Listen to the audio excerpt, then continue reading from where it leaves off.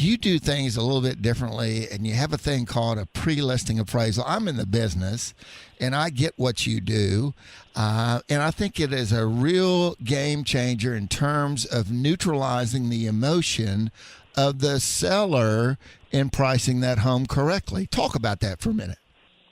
Well, I always use the example, if it were me, this is what I would do. So if I were listing a house, one of the first things I would do is hire an independent appraiser to come up with the value. And there's a lot of reasons for this.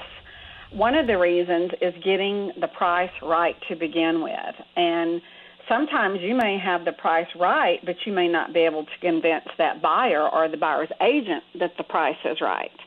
So why have the possibility of a buyer walking away who can afford the home, who can qualify for the home, likes the home, but you just can't convince him that price is right, when you've got a third party that works for a lender, and that's their job, is to determine value. So when a bank tries to determine value, whether the loan or not, that's who they call. They don't call agents. They call appraisers. So that's why I suggest doing that, to get the value right so the house doesn't sit on the market at the wrong price. Mm-hmm. Mm-hmm. That's just one of the reasons. That's one of the reasons. Can you elaborate on that more, dear? Yes. Also, one of the things that we do once we get the price right is we can actually put in the MLS, property has recently been appraised at, and put the value, and then attach the appraisal to what we call a PDF file. Through our MLS system, we're allowed to post things like the survey or the seller's disclosure or the floor plan. One of the things that we can also post is the appraisal. So it's very strong to be able to say, look, we've done our homework. Here's what it is. Go look at it. See what values the appraiser came up with and how he came to that value.